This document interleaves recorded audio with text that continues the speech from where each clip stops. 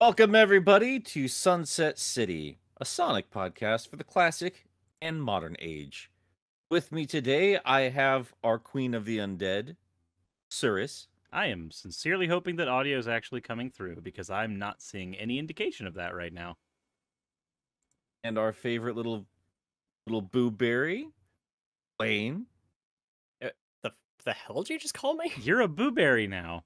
You don't know like Boo the Berry? Do you cereal? not? Yeah. Yeah, like the cereal. Actually, I do like Blueberry. Hi, I'm Wayne. Yeah, podcast. This is where. Thank you very much. Pup is here in. Oh my god, that's a terrible pun. I was gonna say Pup may not be here physically, but he's here in spirit. And then I realized Halloween. Spirit Yeah, Halloween. unfortunately, Pup decided to quit the show. He was screaming last week, this is the worst sex cult he's ever been in. We try to remind him this isn't a sex cult. He just wouldn't hear it, so he's gonna go start his own up in the mountains. So we wish him on his endeavors, and we'll see him next week. We should have had like a Spirit Halloween costume store banner like over his gravestone. Oh my god, that'd be great. But yeah, we are a Sonic related podcast. You guys might be aware of that. If you've heard us, we've been doing this for 30 weeks. Maybe we missed last week. Apologize about that. But yeah. And in the spirit of things, like Spirit of Halloween, we're going to be talking some creepy Sonic stuff. And we got some fun ideas for the next couple weeks here. But oh my god, the cum cult. It is never the cum cult. Yeah, but I figured today we're gonna just talk a little bit about some of our favorite spookier Sonic levels. 'Cause as it turns out, there are quite a few of them over the history of this franchise, and we only have a handful of them. But like I did a little bit of research. There's a lot more that we're not even like that are on our list right now. I haven't played Sonic Rivals, and yet apparently there's some spooky levels in there that I just. Oh yeah, dude. I feel weird because like there are the obvious mainstays, and then there's actually levels from games that I legitimately enjoy that I didn't get a chance to go back and play through for the episode that I really wish I did. Like frickin' Skeleton Dome from Secret Rings. Like, I feel bad. I want to talk about that level because it's one of those levels that's like structured really well to be a Sonic level while also having a spooky aesthetic, but anyway, continue. Sorry. Nah. No, Yeah, it's fine. So we should probably, I'd say we start like closer to the start of things here, and then we go on from there. Closer to your era, you boomer. Yeah, that's right. The good you times. Sonic boomer. Petridge Farm That's it. remembers. Pup Good Ice. Sonic games. Oh, damn it! I just called Wayne Pup because I'm used to him You're disappointing so used me. to it. Yeah. Oh god.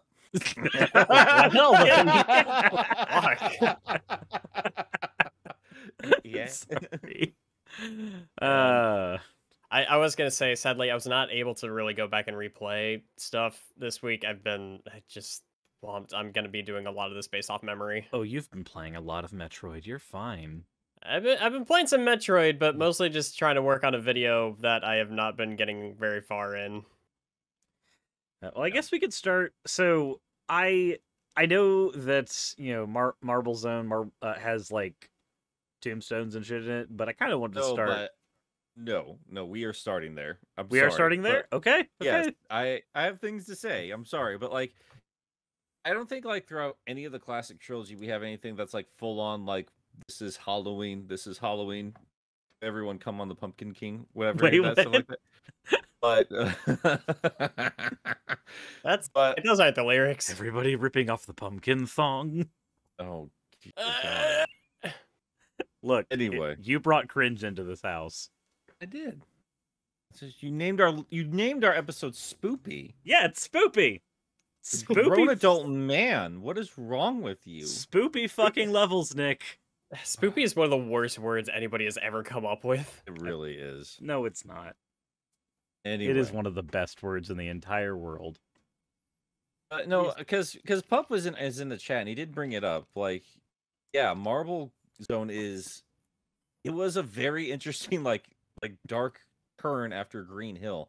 Like that's level 2. and immediately gets this like just this really somber music. Everything slows down, and yeah, it's like this deep underground, yeah, like a mausoleum, like we've talked about 100 times before.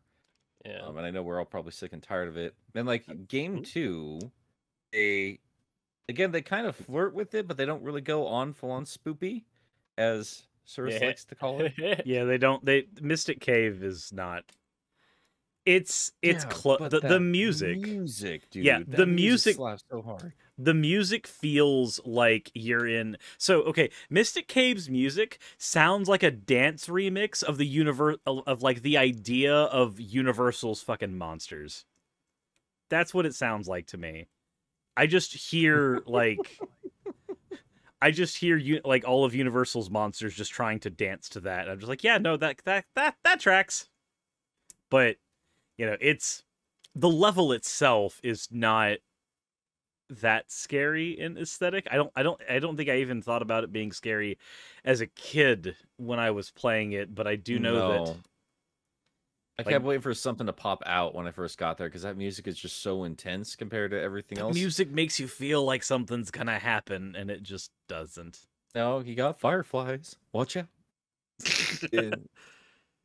No, but and people are noticing it in chat, and I think it's a good point. But one of the cut levels, Genocide City, like what a fucking name. So remember, Sonic was a series at that time, and it isn't as much anymore, but was always trying to go against the grain. So like having a level like that where you just go, hey, we're just gonna call the level something completely off the fucking wall because Mario wouldn't dare do that. Having a level named Genocide City seems like that was the whole reason they would have gone that route. Is literally just to go, this isn't what other platformers are gonna do. I don't know, dude. I think it's more along the lines of like a whole lot of other Japanese developers. Oh, this sounds cool. We don't really understand the word that well, but we're gonna use it because it sounds cool. Like, I would assume that's been done. I mean, look at what we do with the Latin language all the time. I mean, yeah, absolutely. I mean, look at what we do with Mandarin on our stupid bodies and tattoos. There is a. Actually, you know what? Come to think of it, so I know that like I'm the only one here that likes card games. Period. But there is a card in Yu-Gi-Oh that was called After Genocide, and it was released in like the 4th or 5th set. And for 10 years, nobody cared that card was called that. And then suddenly, I guess people understood that, oh shit, genocide's a bad word. And the card got like instantly reprinted as After the Struggle. But for 10 years, we did have a children's card game card called After Genocide. Hey, I wish Pup was here. You see his comments. God. Sonic 2 almost a very different game. Level list went Hitler Hill, Genocide City, Nazi occupied Poland zone. Oh God, I miss you, Pup. Oh man, Pup, why are you lunatic? Why are you not here? God, the next fucking meeting is going to be about why your absence is missed. Fuck. Yeah. Wait, Pup, you like? I didn't know you liked. Oh, that's not what I'm talking about. You fucking trading card games. Okay, all right. Anyways. Let's keep on rolling, man. We have to keep on going on. Dude. Just keep on rolling, as Fred Durst has said. Look, I am our Lord and Savior Fred Durst. I am so used to responding to the things Pup says in regular show that like my brain is just glued into. No, I have to respond to him. He's the 4th host. Anyway, so yeah, Sonic 2 had again flirted with it a little bit, and I think the most that Sonic 3 does is Sandopolis, specifically Act 2. And I do have to appreciate, like, regardless of how out there Carnival Night is for Sonic 3, I feel like they're at least staying consistent with the Angel Island theming with that giant ass I almost called it podcast pyramid. Oh yeah, I love going into the Sunset City podcast and getting chased around by ghosts. I mean, so have you been here? According to the IDW comics, there's a body count behind Infinite here somewhere. I can't find it. That little weakling could not. No, Wayne, he is not weak. He's not weak. Nick is just sitting here trying to keep us on track, and we're like, but we want to make fun of the F game. I will. Fucking hell. What I will say, like, yeah, because Marble Zone was kind of like the it set the standard for like, oh, we're doing a kind of like offsetting level, but it also set the precedent for the best type of Sonic level, one set in a temple of some variety. Oh, you and your fascination with those levels. That's why you wanted us to talk about that one in SA1 when we get there. Yeah, it legitimately creeped me out as a kid. We'll get to it. God damn it, Sandopolis. Ghosts. Well, I've said it in one of my videos, but the first time I ever experienced that level, I was playing Knuckles because I was excited to play Knuckles with Sonic and Knuckles. So, if you play Sonic, you play through the first little bit of the level, you roll through some tubes, and then you run into one of the little animal pods. But instead of critters coming out, when you jump on top of it, and you're forced to, thanks to the level, ghosts come out, and they're loose throughout the level. If you play Knuckles, they're already out, and the level is dark, and they are full on like Batman-eared and ready to kill you. So that stressed the shit out of me as a kid when I first got to that level. That was the first time I think in any Sonic game I was like, "What is happening? I don't understand. I'm not happy right now." Well, that was like even playing through Three Knuckles for the first time myself. It was just, God, that level is unsettling just conceptually. It feels like everything is on such a stricter time crunch because I'm just like, I don't want to get chased down by these. Yeah, because you're things. constantly having to constantly having to turn the lights on. Like it is a race every time. Like, oh dear, it's the idea behind a water level, but instead of having to find air bubbles, you're having to turn on lights. But conceptually, it's the same thing. And but without like the slowdown that comes with the water levels. Do you know what? Levels that induce fear. That should have been the actual topic. So we got to go talk about Chemical Plant now. Sorry, everybody. I mean, that's kind of what we're gonna get to with Lost World and all that. Not the game, the level. I mean, I'm But pretty that's a sure good for some point. people, I'd say like the water sections definitely were my first points of actual stress in any Sonic game. To this point, yeah, I would say like the water levels definitely was way stressful. It was way worse than anything in Mystic Cave. Absolutely. because Mystic Cave, the music gave you the idea that something was going to happen, but when you went through levels like Chemical Plant, and especially places like Sandopolis 2, those levels are ones that they get your heart pounding, and you're like, okay, I want out of this place now, Mom, please. Yeah. Oh, that drowning music is the worst. It is stuck in your memory. Yeah, No, it's and- like they really want you to feel panicked in those moments, and I mean it works. It certainly but when does that. when I was a kid, it was always just sort of like I wasn't good at direction, and so on top of being terrified, I was also lost, and I was just like, I don't know which way to go. So I have to you get were- there fast, but I don't know where it is. And then later you were in a lost world. I was. You were. Yeah, I mean that came first because I didn't get to play the 2D games until after Sonic Adventure. Sonic Adventure being my first game for Sonic. Fair. Well, we might as well jump to that. I'm trying to think of like what might be the first indication of like a more traditional Halloween style level, because we do get those a little bit later in the game specifically, but I don't think in any of the classic games that I can think of off the top of my head do they kind of carry that motif. Like any of the spin-offs or anything like that. So we might as well just carry on to Sonic Adventure, because there isn't anything like Pumpkin Hill in that game, but there's definitely some interesting spots in there. But like before Lost World, one I did want to bring up because I want to talk about it again eventually is Red Mountain. Like that, Especially lot the of second spots- half. The second well, yeah, half. that's what I was gonna get. Yeah, like not the first Yeah. half really. I mean, there's some like skull-shaped rocks that will shoot fire at you. But yeah, when you get into second half, like so many other levels in that game, like there's this drastic shift in tone, like halfway through the level. And that one really stood out to me. Remember one of the missions is like the fucking trapped people in hell? Yeah, you're like, what? The export, they just straight up call them the prisoners of hell. Yeah, I didn't know that until the 360 version, because like I didn't bother with the missions with the GameCube game, and they weren't in the original Dreamcast game. Like yeah, those ghosts fascinated the shit out of me. And then like when you see that motif, those like goofy, like almost like cemetery tombstones, that are just like dancing around in the underground, and again music that just fucking slaps.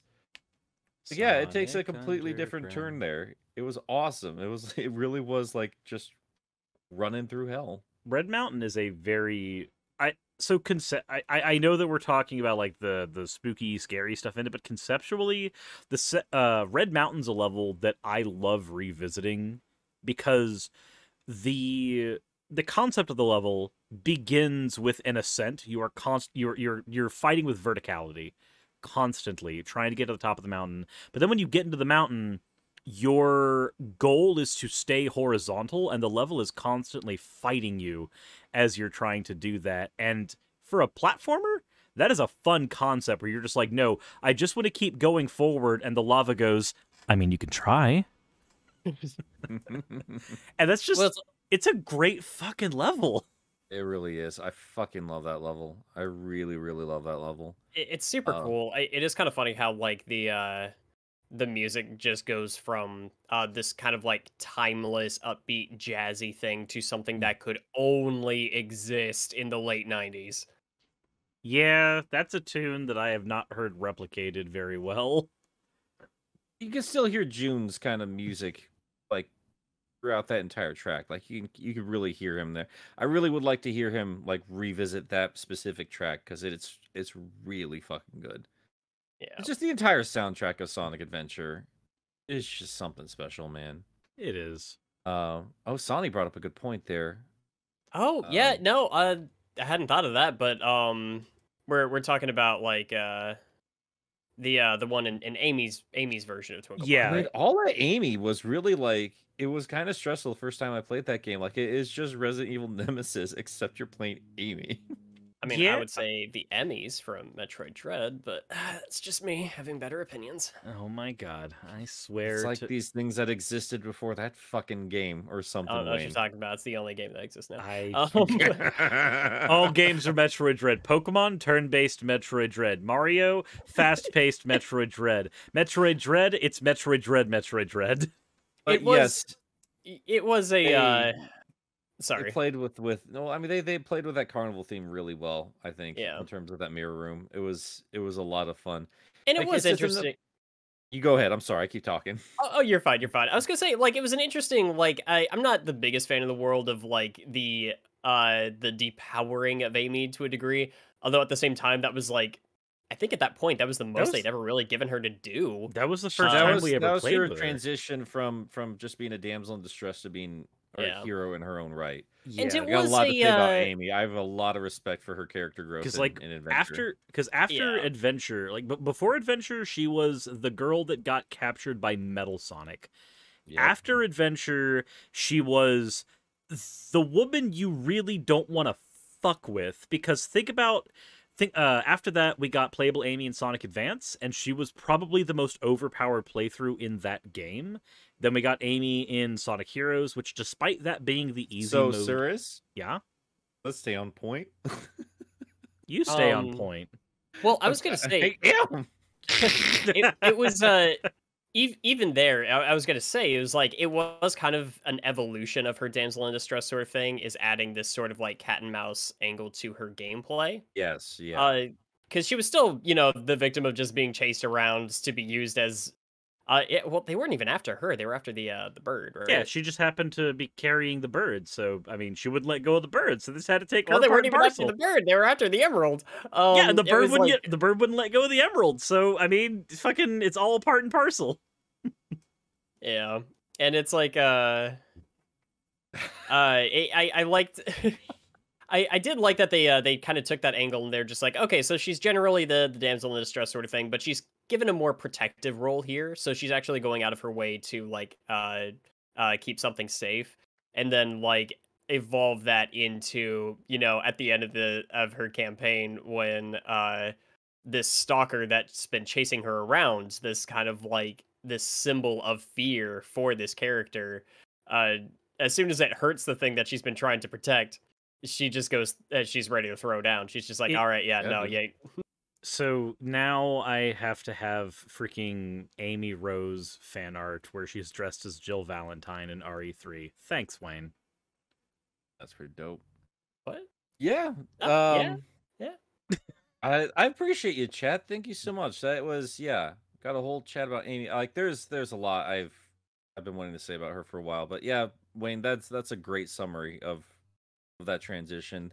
The more I talk about Sonic Adventure, the more I appreciate like the growth of each of the characters in that game. That's a story for another time. Chat, I do need to let you guys know, because we didn't say it up front, and we're usually a little bit better about it, but we do appreciate the super chats, and we are saving all of them. But if you're new here, we save them till the end of the video or podcast, depending on how you take it in. And we'll get to them at the end. So we appreciate it. We're not ignoring anything here. We just don't want to interrupt the flow of the conversation when it gets as wild as it does, as it just did. We can get on tangents already really badly. Oh yeah. But staying on Sonic Adventure for a little bit here, because Wayne has been wanting to talk about. This was again another level that kind of caught me off guard in terms of spooky Sonic levels. But the more I thought about it, the more I agreed. But Wayne, if you want to take it away. So I want to take you to this idea. Little younger Wayne, small Wayne, He's playing taking on us a down Dreamcast. memory lane. His first Sonic game, Sonic Adventure. He's having a good time, everything like that. He gets to the egg carrier. He's having a blast, jumping around through the sky, like destroying stuff.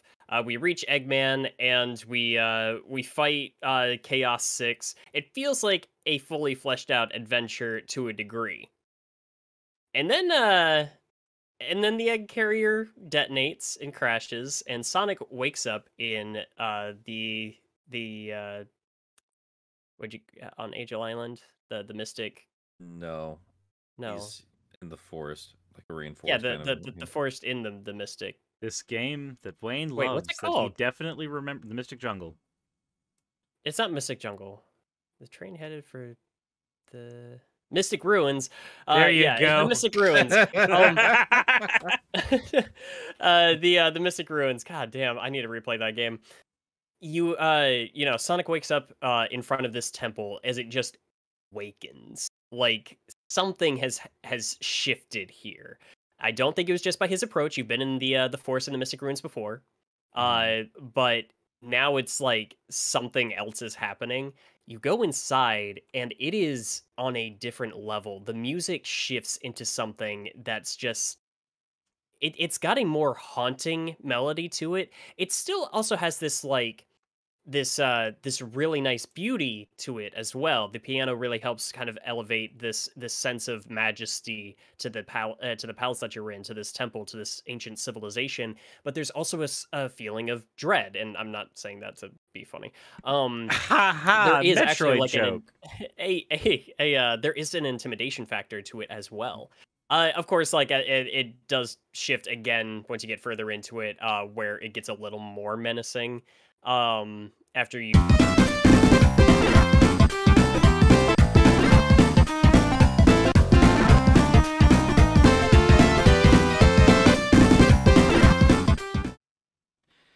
Okay. We're live, technical issues aside. This is a rough one. It's fine. This is what happens when we don't have Pup around. Yep. Yell about all the times he causes chaos in the show, and turns out He was exactly he's what the you one need that with keeps a it all Sonic together. podcast. he was actually the missing ingredient the whole time.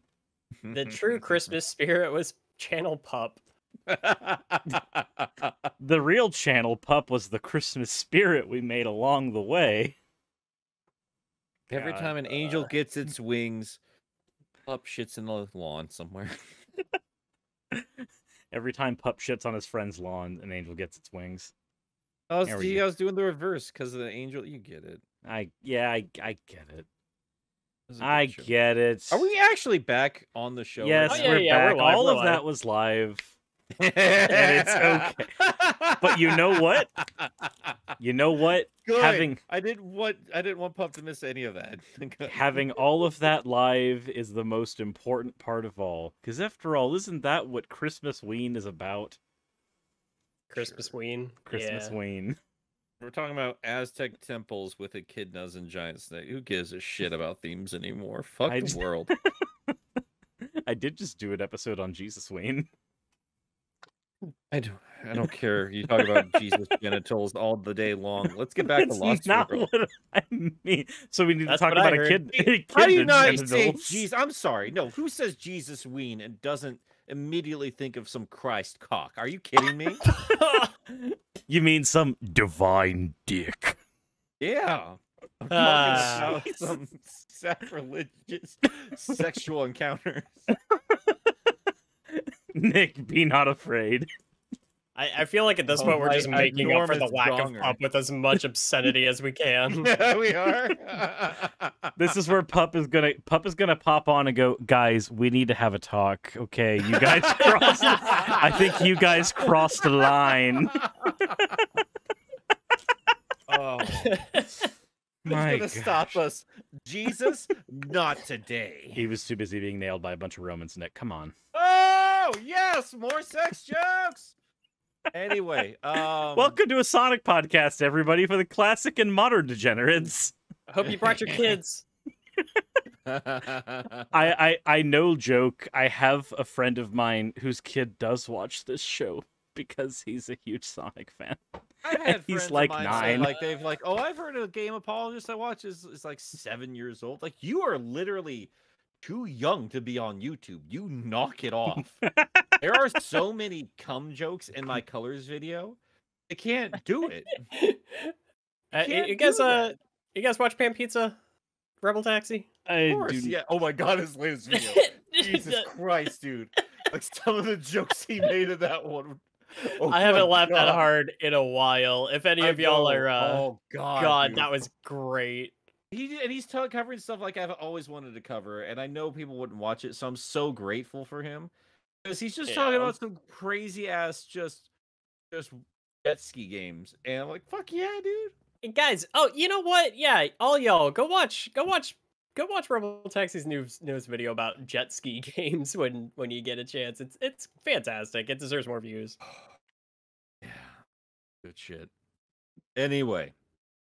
So, yeah, Lost World in Sonic Adventure 1. I like that level a lot, and it's spoopy because it creeped me out as a kid. Not so much the Knuckles version of it, although it did give us one of the single best musical tracks in the entire Sonic franchise. The bass line in that kicks every level of ass. And I literally do not remember that music, and I've played don't. that game so many times. How do you guys not what Lost Lights? For I don't remember it. I don't remember it. I've been trying to find stuff was so good though, dude. Leading lights. I've been trying to find some way to work in a Zavik jump scares Knuckles joke into here, and I just can't do it. I can't bring myself to do that. Feel good about yourself. You say this kind of thing. Do I? No, not honestly. No. Ultimately? Do I Sonic Colors ultimately? No, I don't. I want to die a little bit on the inside every time I think about blue hedgehogs. I want to die a lot of it. To be fair, I think that has nothing to do with blue hedgehogs, though, Wayne. Yeah, It's some of these people in our chat. Are there any apartments for rent in Sunset City? Oh god. Yes, so Nick. good. From the evil Delic, the legendary Colors video, Nick. Where is it? It is caught between Nick's last couple weeks at his job that they just keep throwing hours at while trying to get commissions done for a friend while also trying to prepare for another friend coming in this weekend to hang out with me and my wife. It's been a very horrifically busy month for me. I'm very sorry. I made it way too long. Here's the truth. And you just Here's freaking what I did shoved in wrong. a fucking part for me to voice now too. What the hell? Well, here's the problem. Like, truth be told, this is a learning lesson for me because, like, I did my entire video, but I was like, there's more to say. There's always more to say. And it literally was just like I did a rough draft and recorded it and then started recording more bits and then put it in there when I really should have just scrapped everything, put it into the main script, and then just redo the whole thing. Like, the main chunk that took so long was me just spending forever adding new bits and pieces to it while removing some other stuff. As I said one thing that was entirely wrong, but if you go to my Patreon, you can listen to it. Doesn't matter. I'm getting off track here to promote myself. We need to get back on track. You're even promoting a video that is currently vaporware, you son of a bitch. What do you think this is? Metroid Dread? I want to talk about that giant snake. Yeah, what the fuck was that? I like the giant snake. There is a lot in that game. Pup, why are you showing us a picture of a sulcata? Oh, look at that sweet baby. That's way too small for him. I like turtles. I like turtles. Why is he showing us pictures of this? I don't know, but they're adorable. Pup is just sending us pictures of animals. He's just making art. So, he's basically part of this episode without being part of this episode at this point. I appreciate it, man. I miss this fucker. But I don't know why he's just sending us pictures of animals. But yeah, dude, like I guess the standout for me in terms of Lost World, that specific level, I mean, the music itself was incredible. I really do think that level is one of my standouts for that game. I think every one of Sonic's levels in that game is probably a set piece in itself. But that giant stone snake and the ghost prisoners in Red Mountain, I've always wanted to know more about them. If you guys would let me, if I do enough research, I want to do some unsolved Sonic mysteries next week when we reconvene. Oh, hell yeah. No, that'd be great. Because we definitely got to talk about those prisoners, because that is one of the strangest little mysteries of the Sonic franchise. There's a lot there to talk about, but we have to do our research on that. True. But do they elaborate on any of that in Archie at all, or do they just not? Is it just not part of that canon? I feel like it was such a almost small. think it would.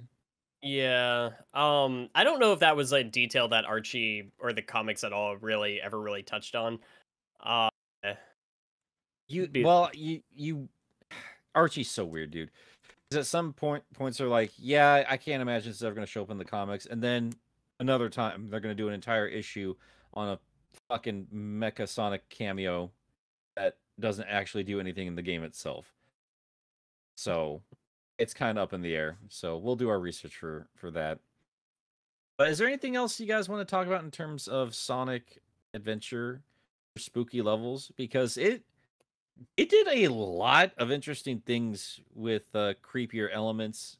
I mean, even without actually doing haunted stuff at all. I'm terrible with the names of levels in Sonic games, but like I want to say Ice Cap. Yeah. In SA1, it before you get to like snowboarding and shit, it's like it's actually a little creepy. It's unsettling. Like the music's kind of muted. It's a very restrained level before that. Yeah, and then it just kind of loses its goddamn mind. But before that, really tame. I'm gonna be honest. I want to know how many people died in the frickin' tornado in Windy Valley. I want to know how many casualties there were for that. I doubt there are many. It looks like they just have a whole landscape ready for tornadoes to whip you around the place. It's like living in Florida. There are no hurricane casualties. It's a fate worse than death. It takes everybody. It sucks up and sends them straight to Sonic 3D Blast. Oh my god. Well, let's move on to the game that I'd say this is like the first one that actually has a proper haunted theme to it. The one I'm sure everybody's been waiting for us to get to. And that's Sonic Adventure 2. And I've made it pretty clear at this point. And Wayne, I think we're on the same page here.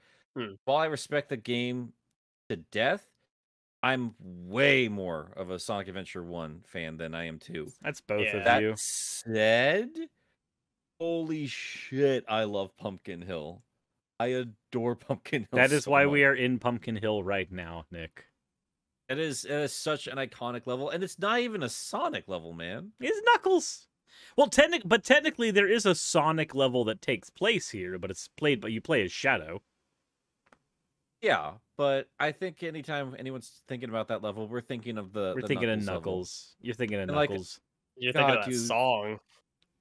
Like, it just in terms of core gameplay, I know it's not about the theme, but the theme makes me want so much more to be happening in that level. I want so much more explained as to what's happening because there's so many interesting little set pieces happening. I just, A lot of the I love it. A lot of the assets that are used in the level really feel like they're lifted out of Red Mountain too. Like they feel like updated Red Mountain assets almost. At least for the part 1 assets. And I'm going to be honest, it with all the ghosts that are in the Sonic series, I really have to wonder, is that actually what happens when you die? Like if Sonic died in the capsule of the Space Colony arc, would we have gotten Ghost Sonic on Pumpkin Hill? Well, that's another thing we got to figure out for next week. What the fuck are the ghosts in these goddamn games? And how do you explain to Call? Is there an afterlife in the Sonic universe? Oh my god. I mean, kind of, right? Was Sonic in Sonic 06 before he got bestiality back into existence? Was he just sitting there staring from heaven like, "Don't you do it. Don't you fucking do it." Hey, that's pretty gross, lady. What are you doing? Don't put your mouth there. Oh god. I do not give you consent. I gotta come back to life so I can stop this shit. I didn't like that, and that's no good. Let's get back to Sonic Adventure 2 here. But that was Sonic Adventure 3, Nick.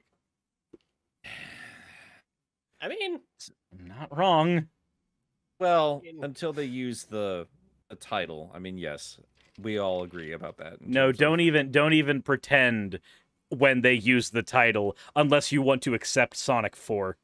It's pretty much going to be That's like what I'm saying. it's pretty much going to be a like Crash 4 thing again, where it's like they used the title Crash 4, even though in Japan Wrath of Cortex was also titled Crash Bandicoot 4. Let's talk about Sonic Adventure 2. Fuck. God damn it. So I mean, there's Pumpkin Hill, but there was a level that was brought up in the chat that I hadn't considered, and that's Lost Colony. So, yeah, fair. That level, it's creepy. Space horror, dude. Yeah, it's creepy the first time you go through it, but I think that level's even creepier when you go through it a second time after like understanding the story, when you know what happened on the Space Colony arc. Once you've got that context, that level is a lot more unsettling, because when you know that GUN basically went there and slaughtered all the scientists, you're like, wait, are there corpses that Eggman's like canonically had to clean up just like hanging around Lost Colony? That is, I can actually agree with that, and a reason is, now this is gonna be crazy. I actually played Shadow the Hedgehog before Sonic Adventure 2, and so my context for the Space Colony arc was established with Shadow the Hedgehog. Oh. And that entire level where you're on there watching soldiers getting murdered, some of them you might be doing the murdering on, and it's like, and then going back to the Space Colony arc and seeing it in that dead state is just like, yeah, stuff went down here. It is a very freaky level, and the fact that, so like, here's the thing, I know that the Tails mech stages are all basically just, you know, shooty shoot fests.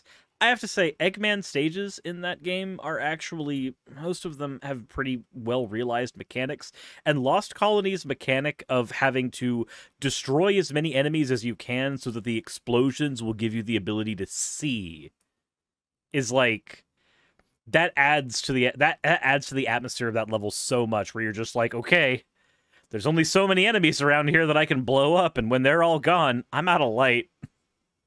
Though I think that particular mechanic gets kind of ruined in later ports of the game because the lighting gets real screwed up the more times that game gets reported. They really played a lot with it. Like, I mean, people are giving us example after example of the spookier elements to Sonic Adventure 2. And that's something I really appreciated about the game, if nothing else, because that's a theme that becomes like a staple of the series that was surprisingly lacking before that point, and I don't see any reason why it should have.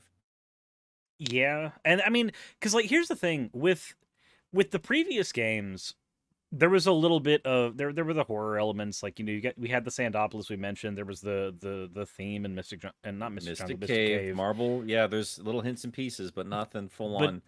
This is Halloween. Nothing that makes you think, well, not even just this is Halloween. Like with places like Lost Colony, with places like that, there's actual dread because like somebody was mentioning the artificial chaos as well. Like those are things that when you know kind of how those things were created, you're like, oh, there's some twisted stuff that goes on in Sonic's universe. Yeah, and that's why it was pretty dark on the arc. And I feel like the Sonic franchise has always dabbled, and especially like in Sonic 3 Knuckles, like that does kind of feel like a horror level to a degree. But it's like it's why I've always been a little confused as to why people blame a lot of what happens on some of the 3D games on them trying to be mature or dark, because I think the Sonic franchise has always touched on that. Now, how well it does that, kind of varies by circumstance, but it's not something that the franchise was ever new to. You know what I mean? Mm-hmm. And so it's like, and I think that the franchise does it well from time to time. And Sonic Adventure 2 definitely like it toyed around with these concepts a bit. And I guess, hey, if we want to get back into like Shadow the Hedgehog, it did the same thing. It added like a creepiness to the Space Colony arc when you're in this level just watching it all go to hell and you're trying to guide Maria through this war zone. It was probably one of the most memorable things to me about that game in particular. I think Sonic can do dark and creepy. I think it needs to balance it. But it's like, it needs to totally fit with Sonic itself too. And I'd say that like Lost Colony and especially places like Pumpkin Hill, they fit within that. They really do fit within that design because they don't feel forced. They feel very much part of those stories, and they feel pretty cohesive within Sonic's universe outside. I don't know how well they fit. I don't know how well Pumpkin Hill fits in terms of a story, but aesthetically, it's very Sonic. I love it. God, dude, I can't get over how much I love it. Like, just it's one of the most intricately designed of any of the levels, and it doesn't feel as aimless as Mad Space does. And I just desperately want more to be happening in that level than what actually does, because all you're doing is hunting down emerald pieces for the great emerald's power, as Emerald Fudd likes to say. It allows you to feel. It allows me to feel. Great emerald power. Oh, God damn it! Like, what else is in that game that kind of toyed with that? the Dark Chow Garden. The literal lake of blood. Yeah, that caught me off guard. Yeah, that's right. I completely forgot. A lake of blood in the Chow Garden. Why was that like? I remember. Okay, so I grew up in a Christian household, so I remember having to explain to my mom why there was a literal lake of blood in my Sonic game. And what was your answer? I'm curious. My answer was that, oh no, it's not blood, it's just colored red. Look, there are raspberries on the trees. I was gonna say it was because I liked to imagine it was lava as a kid, and the Chow were just super resilient. But then again, Sega does that shit a lot. Have I ever talked to you guys about one of the most traumatizing games I've ever played as a kid? Sorry, this isn't Sonic, but it is Sega, and it is related to pools of blood in E-rated games. Okay, you guys familiar with Echo the Dolphin? Yep. Okay, Echo the Dolphin, defender of the goddamn future for the PS2. Although I've always been curious as to how the Dreamcast version of that game plays. God damn. Have you guys seen the final boss of that game? No, I have not. You are inside the body of the fucking alien queen, and you are in its cardiac chamber. You have to beat your heart beat your stupid little dolphin nose into its heart enough times to kill the thing. All the while, you are drowning to death because you're underwater and there's no air. And also, there's a rising pool of blood coming from beneath you. You can drown to death in. It's horrifying. It's some Silent Hill shit, and I don't know how it's in an E-rated game.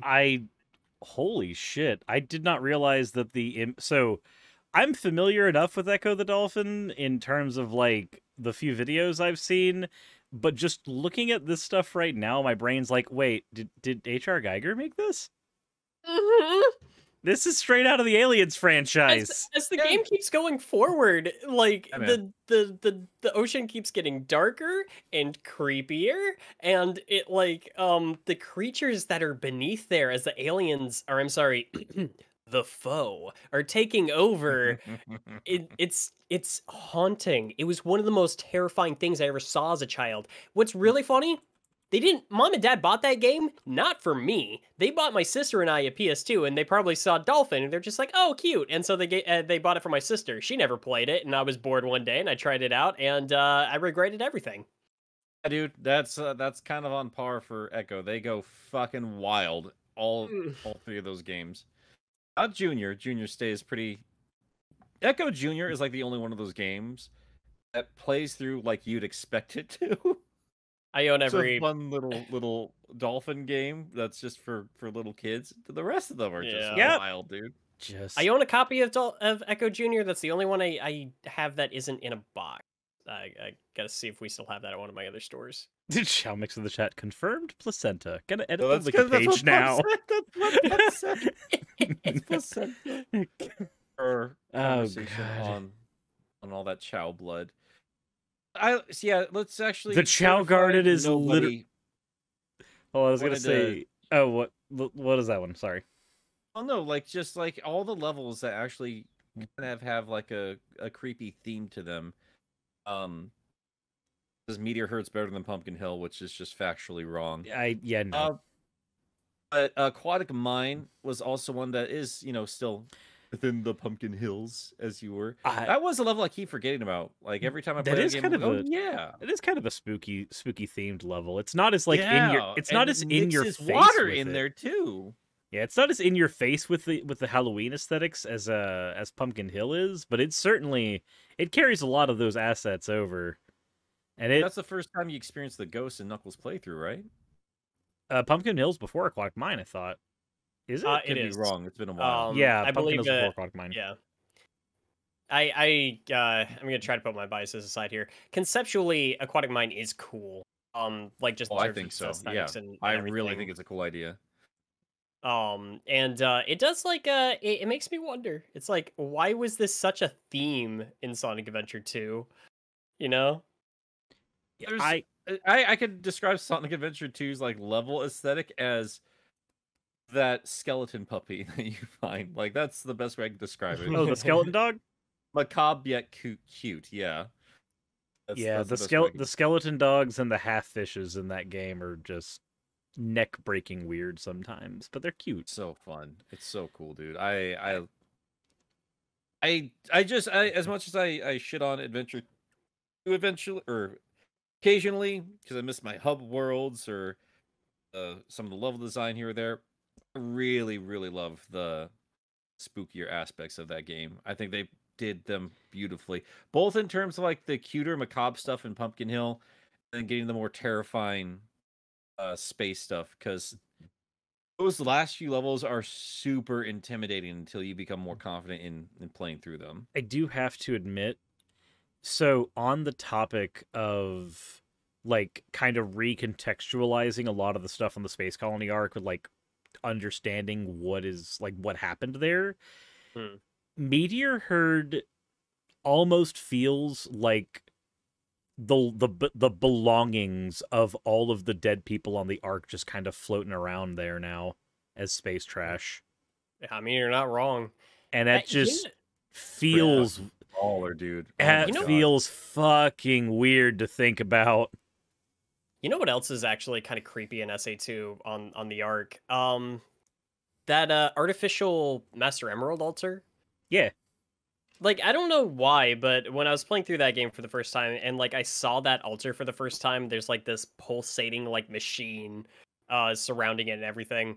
There's something about that I was just like, yo, this is kind of creepy. It's Yeah. like this amalgamation of, and I guess that was kind of going back to, I latched on so hard to the ancient like Echidna tribe and everything like that back in SA1. And so to see this like version of it that's been slapped together just to utilize this forbidden power, like that's it's creepy and it's really cool. Yeah, and it's God, I need to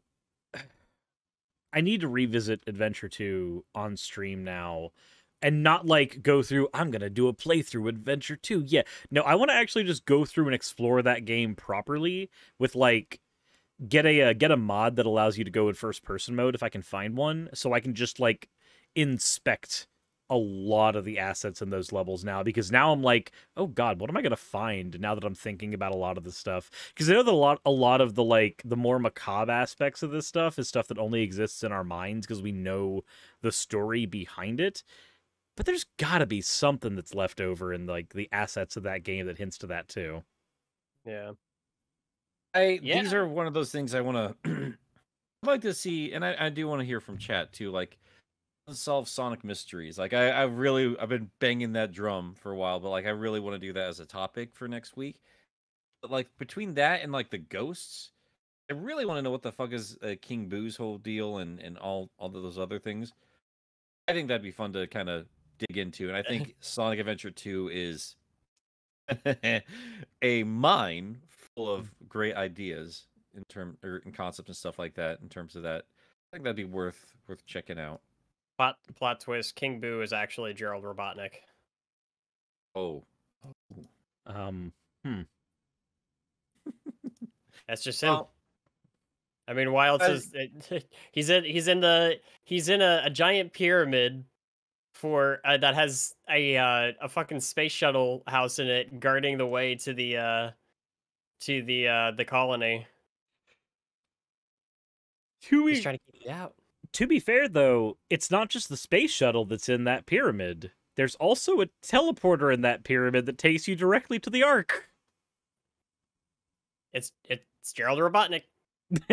King Boom Boo is Gerald Robotnik confirmed. GUN tried to keep him down. They couldn't. But I do think... Do you guys have anything left to say about Adventure 2 before we carry on? Not that's within the theming of this, but I also couldn't shut up about that game, so that's also not fair.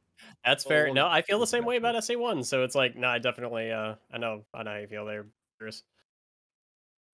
All right, so I don't remember anything Shadow. It's been way too long, but Heroes, Wayne, you be talking about it. Wait, oh Heroes? My god, you're right. Heroes is the next game chronologically, and we've got full on. Yeah, there's fucking you've got Mystic Mansion and you've got Hang Castle in there, and just holy shit, if there was a pair of levels that I fell in love with that game, it is those. Like those and the Egg Fleet, but we're not talking about the Egg Fleet today. Let's see, that's where I'm going to be the outlier because I remember so little about Sonic Heroes, so I'm not going to be much help on that one. So yeah. About you take the lead here, Suris.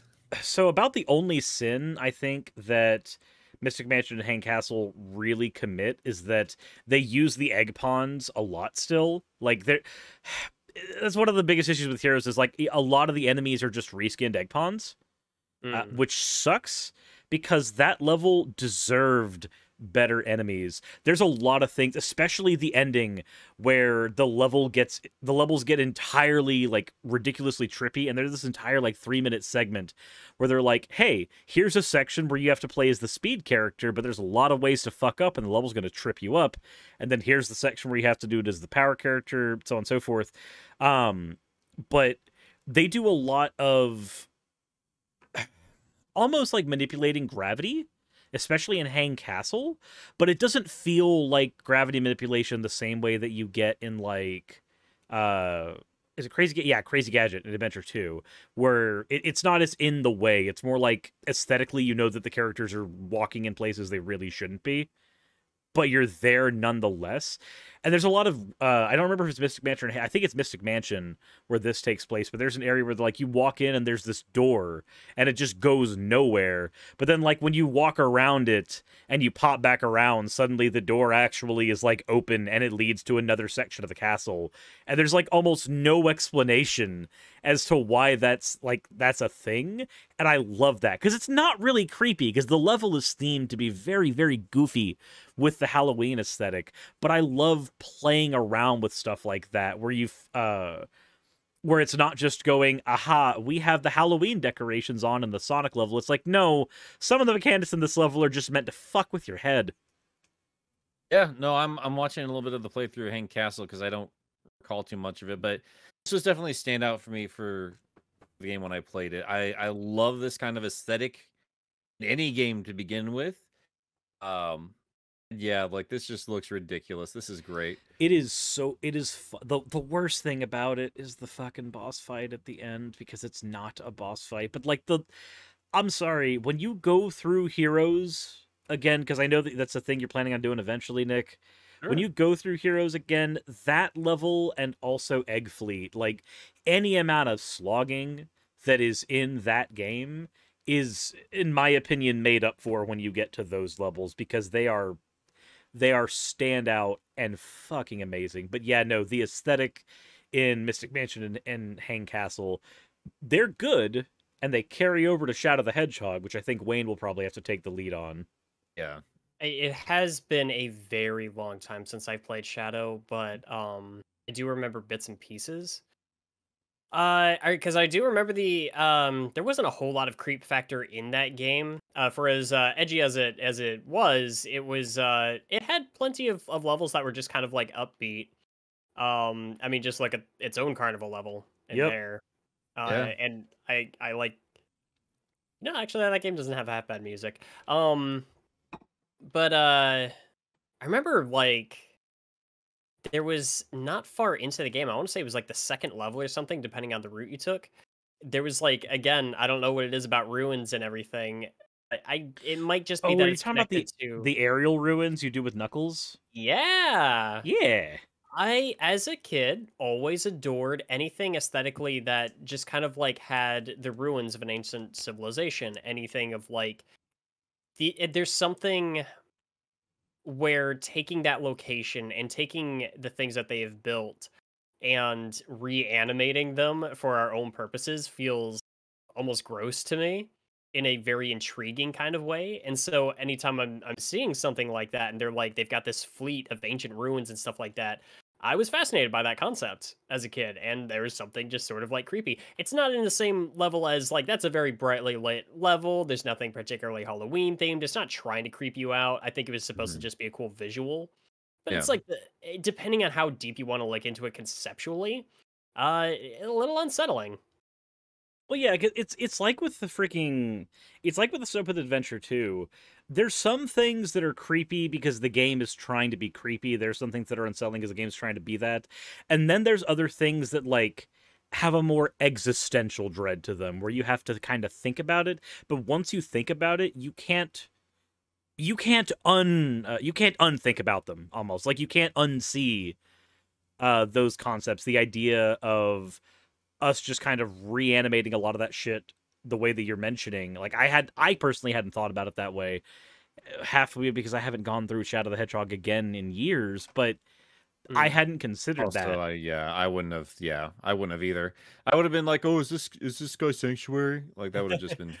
That's all I really remember from that game. That's really interesting. And because I hadn't thought about it that way, now when I go through Shadow on stream, that's going to be the one thing in my head. As I'm playing through that level, I'm going to be going around and inspecting elements with that context.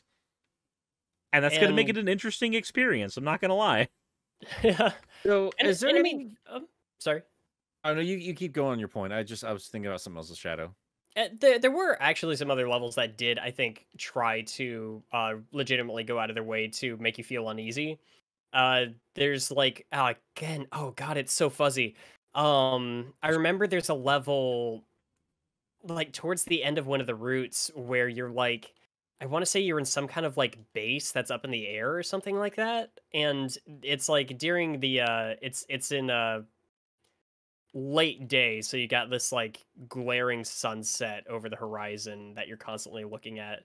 And I also want to say this machine was also responsible for blowing up the White House. Oh god.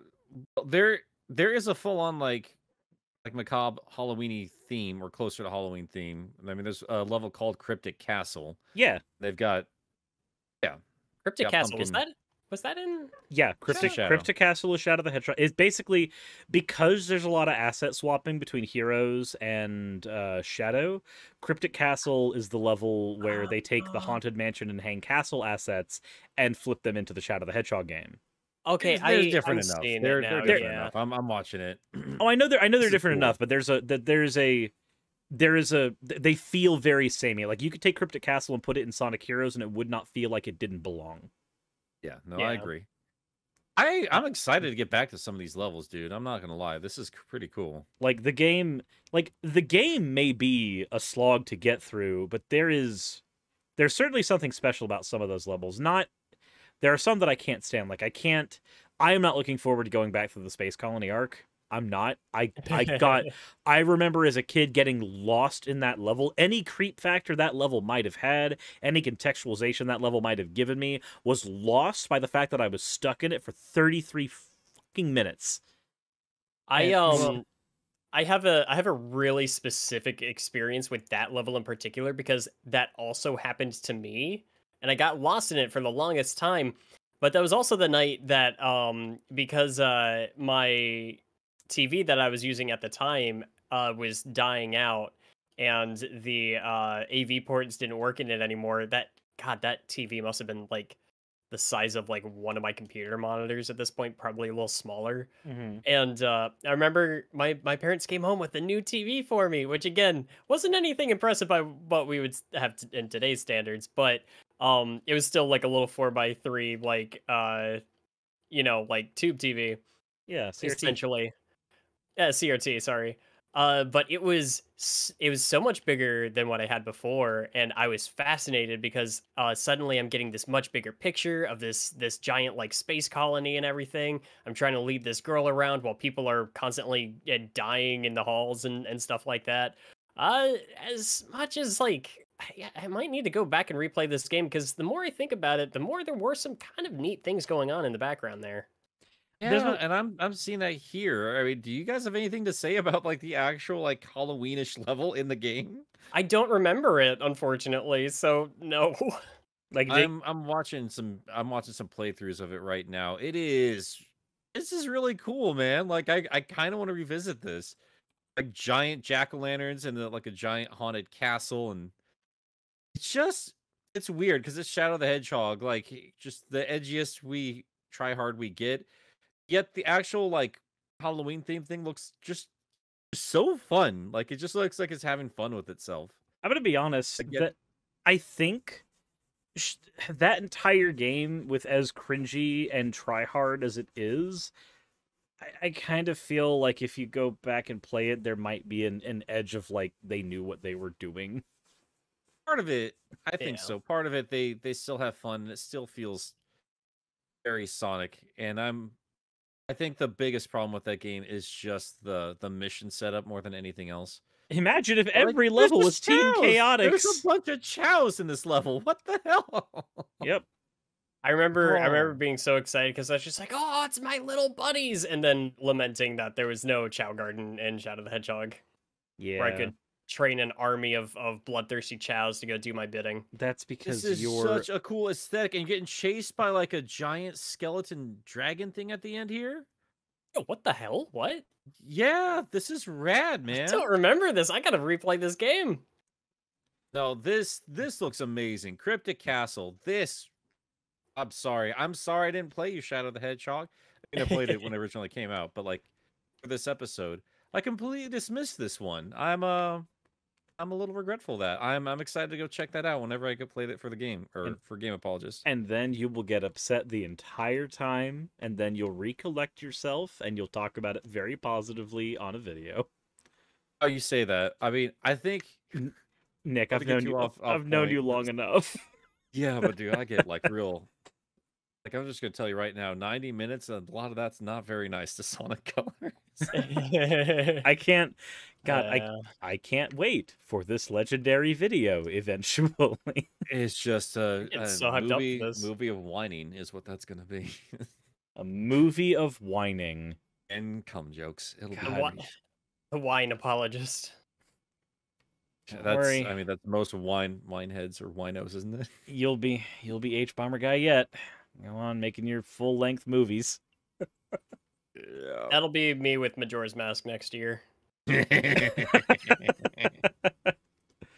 All right. Well, all right. I think we've said all we can really say about Shadow and Heroes, and I think that era, I'd say like that's when this more haunted theme really kind of came into its own, and I think they're still very memorable just from what I'm seeing here. These are really, really cool concepts and designs. I don't think there's much to say in terms of Sonic 06, but am I wrong there?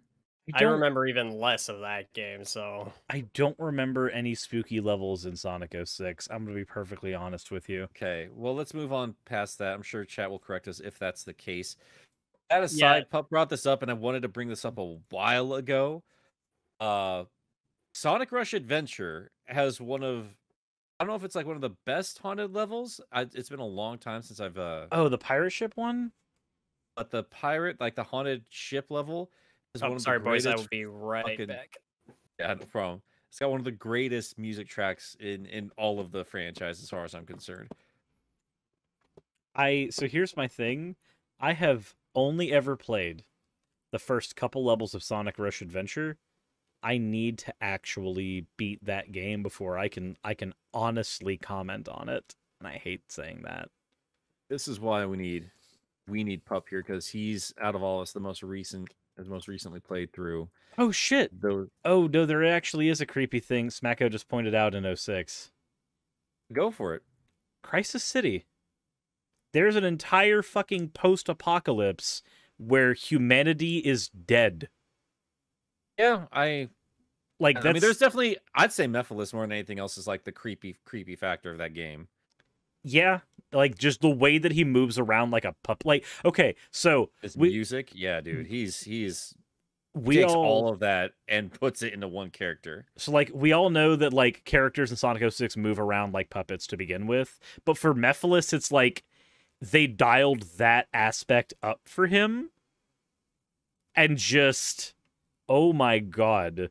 Just watching him kind of slink around in Shadow's body, just like you know he doesn't belong in that thing. And it's so creepy.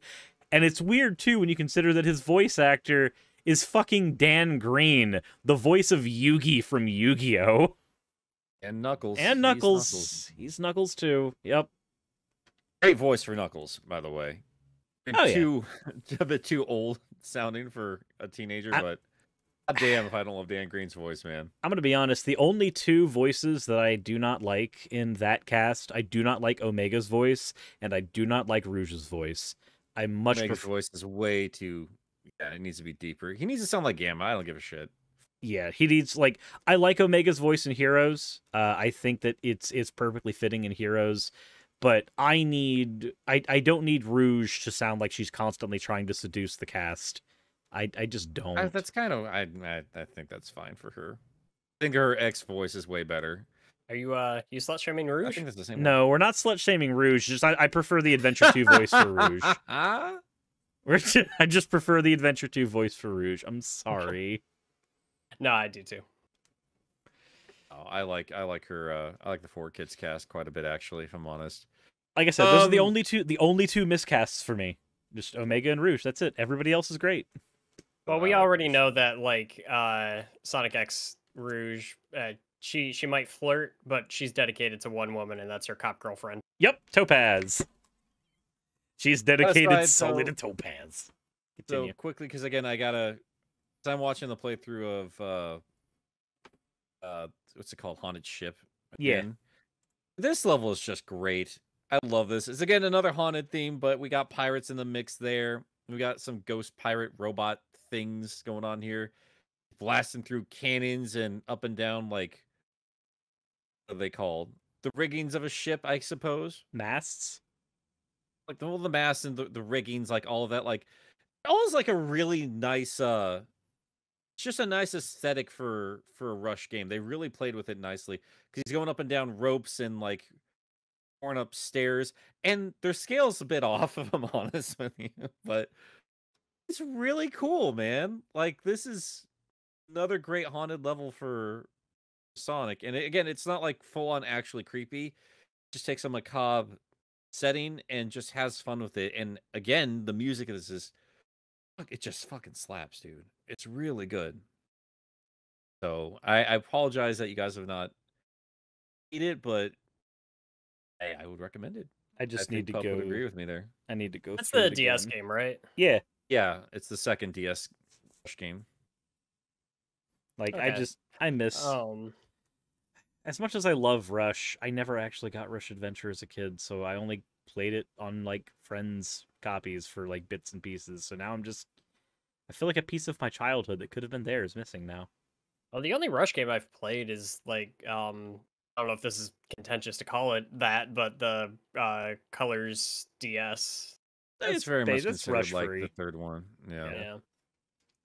Yeah. It pretty much is. It counts. It's fine. Yeah. I liked it. I thought You it was got like fun. a robot pirate Captain Ghost as the boss for the level. This is cool. This is cool. I'm a fan. I like this. And then the pirate enemy of Rush Adventure was revealed to be exactly who you thought it was all along. Hey, platformers aren't all that great at subverting your expectations unless it's Klonoa. They can. Yeah, yep. Klonoa. Klonoa's an outlier because it's perfect, but yeah. So another set of games I'm going to assume you guys have not played because we talked about this a little bit. Sonic Rivals. I've never touched Rivals, ever, and I wish I had. Those have some very specific. They've got some more macabre themes in there too. I'm not remembering what the name of some of those levels were. Is the only part there? I think played Mystic again. Like Mystic was one of the names in there. I'm just gonna look that up again. Mystic Haunt Zone. Yep, there we go. I'm gonna throw that in there, and I'm gonna just take a peek at this. Yeah, like when they weren't doing much with it on the consoles, they were. Holy shit! Is that Sonic EXE? What? Holy shit! It got Sonic getting freaked out by a creepy red-eyed Sonic who's chasing him. Wait, in the Rivals games? Yeah, and Sonic Rivals too. What? Hold it's on. Just a little cutscene before the game starts, but yeah. Hold on. Mystic Haunt. Yeah, he's getting chased by a clone Sonic. It turns out it's just a ghost. But oh my god, that is. I did not know that was a thing. I don't remember that either. That's super creepy. Is that where this came from? I do not know, but also that does remind me. There is a Sonic EXE PC remake being made. I'm not kidding. Of course there is. Still, man, that's kind of crazy. I didn't know that was a thing. This is crazy. It really goes to show, like, you really should have played more of the portable games for this episode, man. Yeah. So cool. Yeah, Pup's played it. He knows what's up. That's the Mimic Ghost.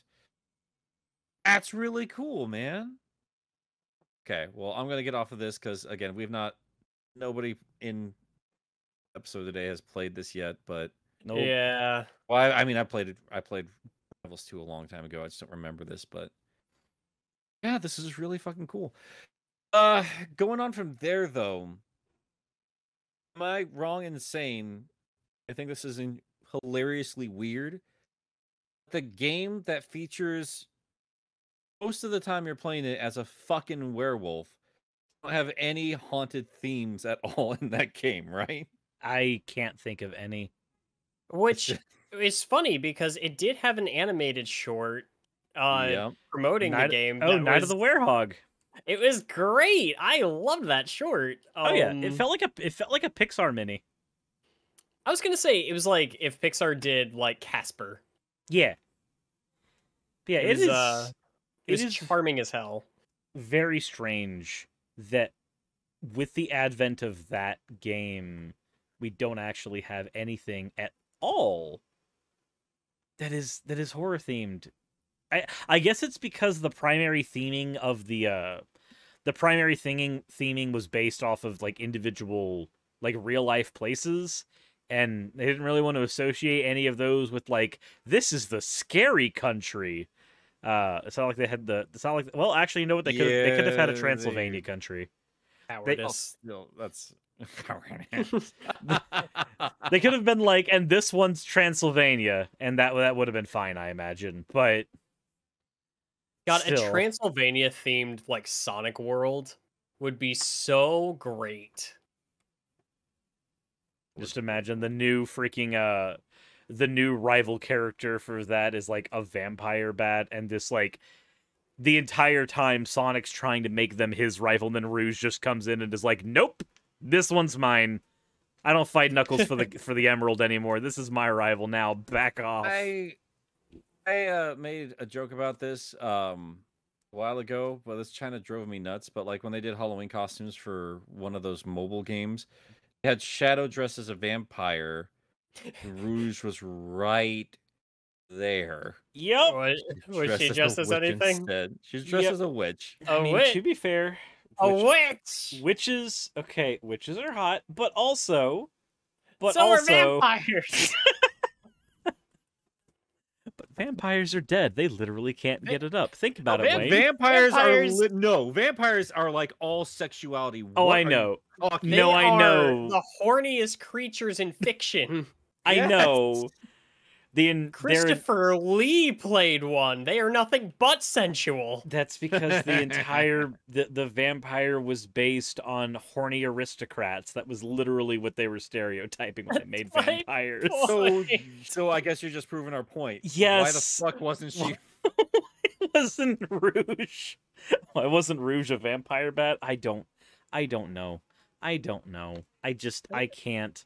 Dang it, now you guys are going to make me go get a freaking vampire freaking character outfit for my VTuber model.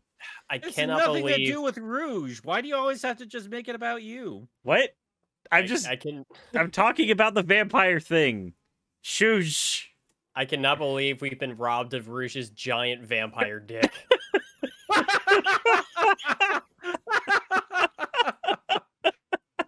Oh my god. Kat did point this out, and yeah, I missed this completely, but I do not remember this game in the slightest. But Skeleton Dome and Sonic and the Secret Rings. I'm again watching some gameplay of it right now. It's a more haunted theme with dinosaur bones. I respect that. It's also, if memory serves, that's the level that like is almost at a certain point that level goes almost entirely vertical, where you're just like constantly running around trying to get to the top. And it feels you're running on a spinal cord right here in the middle of a cave. Okay. I need, god damn it. I love that game, and yet I haven't played through it again in forever. Fighting skeletons. This is great. This is great. I love it when Sonic plays with Halloween. Oh. It's a great aesthetic. I mean, honestly, like Halloween stuff, I was always just fascinated by, even because I grew up in a Christian household myself, but I just could never deny how great like the whole Halloween aesthetic was. That, and I'm obsessed with the color orange now. Thanks a lot, Jake. Yeah, Wayneburger. Wow, that earned nothing but ire. We just let you sit in it. I'll see myself out. I know. Gonna need to go back to therapy for that one. Well, no, like I'm watching Secret Rings here, and like whatever I'm gonna say about the gameplay for any of these games, I'm never gonna deny how much I love some of these level aesthetics here. And how creative they got with even haunted themes here. Because again, we're doing a haunted theme, but they're doing it with the aesthetic of the Arabian Nights, and it's. I mean, I'm not familiar with the country of origins for those stories, but it still seems thematically fitting. Or I guess if a different country did Halloween, this is really cool. It's really neat. Fuck me, man. I really do miss some of the more creative designs for Sonic levels. Sonic It is running on spines. interesting. I would love to see, although I don't know if it would I'm not 100% on this because I don't know if it if it steps on any like appropriation of some kind. I would love to see like a Day of the Dead kind of inspired Sonic aesthetic. Like I would. Oh, Day of the. Oh, you mean with like the sugar skulls? yeah. Yeah, it's such a cool look. I've always loved that. I mean, we but got it's something like also- that in Mario Odyssey, so I don't know why we wouldn't get it in Sonic now that he's copying everything Mario does. That is fair. Psychonauts Well, too. yeah, even Crash Bandicoot did it recently too. So yeah, I guess they could. It depends on who's working on the team, I suppose. No, I don't know, man. Like that's a whole bigger discussion, but I think that Yeah. aesthetic alone is. You can tell it's like this is what inspired this level, and we're having fun with it. I think there's a difference there between that and creation. I Yeah. can't speak for that. I'm a straight white guy that grew That's up in what the I middle mean. country. Is like I'm not educated quite enough on like if that would be stepping on toes to really say, but Yeah. Yeah. But But that aesthetic I mean, would I also make- did buy a $3. It's just a $3 line of sugar skull lights from Walmart the other day. I will say though, I do agree that like that aesthetic would be very fun for a Sonic level because there's a lot of interesting things you can do with that level, like whether or not you stick with fully we're going to go with Day of the Dead aesthetic, or if we're actually going to go like Sonic Unleashed and take like aspects of that culture and work it into the level design. Like they could do a lot of things with it. Well, especially if you're looking at like something like that, like you mentioned, Nick, Psychonauts, brilliant ideas that they played around with. Oh, God, on dude, that, that's one of my that favorite front. levels. Yeah. Oh, it's So so good. great. Yeah. But yeah. Trying to think, like, are we nearing the end of our spooky Yuki Sonic levels here, guys? I mean, there's not much in the way of spooks in Lost World, really. There's practically nothing. There's got to be something in there. No, there's got to be something. I feel like it's funny because there was more to say about a just a single level called Lost World than an entire game with that title. Oh shit! Oh, isn't that usually the case? We're gonna do something. We're gonna cheat a little bit here. I'm going to pull up Sonic News Network's. They're a Sonic Wiki, a great resource if you guys have not used them before. And we're gonna take a look here and see if we missed anything here. Sonic Rush Adventure. I was actually also gonna say, didn't Sonic Forces kind of have a spooky themed level not that far in? Did it? No, from this list anyway. But you wanna? Let me double check something, because I thought like the first or second like classic Sonic level that you play. Let's see, give me 1 second here. Sure. I mean, there's in the racing games. They keep mentioning the race games. I really don't think that counts because they're jumping into different. Oh goodness, frog in my throat there. Getting into different series there, right? That's going to be mostly House of the Dead. Yeah. They're mentioning Sky Road for a haunted level. Sky Road that's one of the last levels in Lost World, where you're like kind of pursuing Zavik a little bit. I really don't know if I'd consider that way though. I'm not seeing that here, but yeah, they listed that. And I'm just taking a peek here. Oh, they got booze in here. I guess that's why. I suppose. Located on Lost Hex, Sky Road is located right by Windy Hill and Lava Mountain. It is essentially an area high above the skies where ancient ruins and floating platforms are located.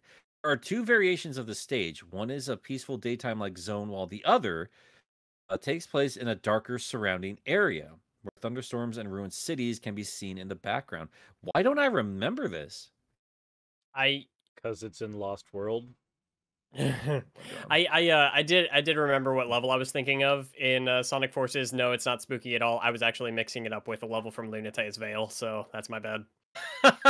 Oh my god. Oh my Lunate's God. Veil does play around with some stuff, but we're not talking. Oh, wasn't it today. fun about that? Yeah, yeah. We'll do we'll do our own Klonoa discussion video at some point. Not here, but together.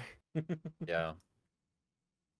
Yeah, guys. I think that might conclude our spooky Sonic levels for today, and I think we're all desperately missing Pup. So, Pup, tell you what, we'll meet your demands. If you really need us to become a sex death cult, I think we can reach some kind of arrangement. So if you want to come on back next week, we'd love to have you. This is going to involve exploiting me some way, isn't it?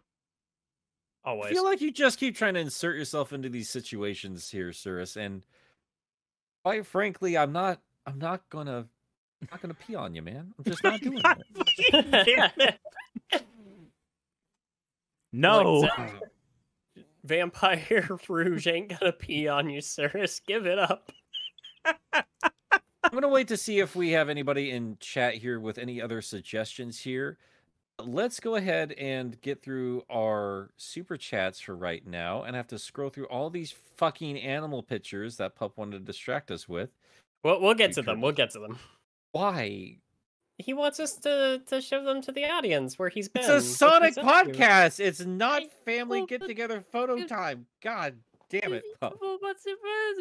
Got tortoises. We'll do it, obviously. Oh my god. Let's start with Channel Pup. Of course. Sorry I couldn't be here, boys. Nick for Sunset City Mayor. Yeah. I mean, I am. Wait, Nick energy. Did you Thank ignore where he said temporary? Yeah, because it's a useless word. So No, Nick, I'm I sorry. spent five pounds to just be incorrect, Pup, but good on you. It is big Nick energy. This is an intervention, Nick. You're going mad with power. Stop. One fair and square. The recount didn't matter. I'm just caught in the middle of this power struggle. You and me both, Wayne. Suris is just be like, God, guys, just stop. I'm just right in the middle of it. Stop. Oh, stop drilling me with all your power. Wait, what? Wait. Whoa. Wait. This has gotten mildly uncomfortable. What? Yeah, that's why it's from the joke just from like 5 minutes ago. How you try? Never mind. That was me inserting myself, not you inserting yourself, sir. This is very different. But you wish you would insert himself. Oh boy. Oh boy. Oh, that's troublesome. That's troublesome. Let's move on past that joke. Let's go. Yeah, let's move on to Triforce P's comment.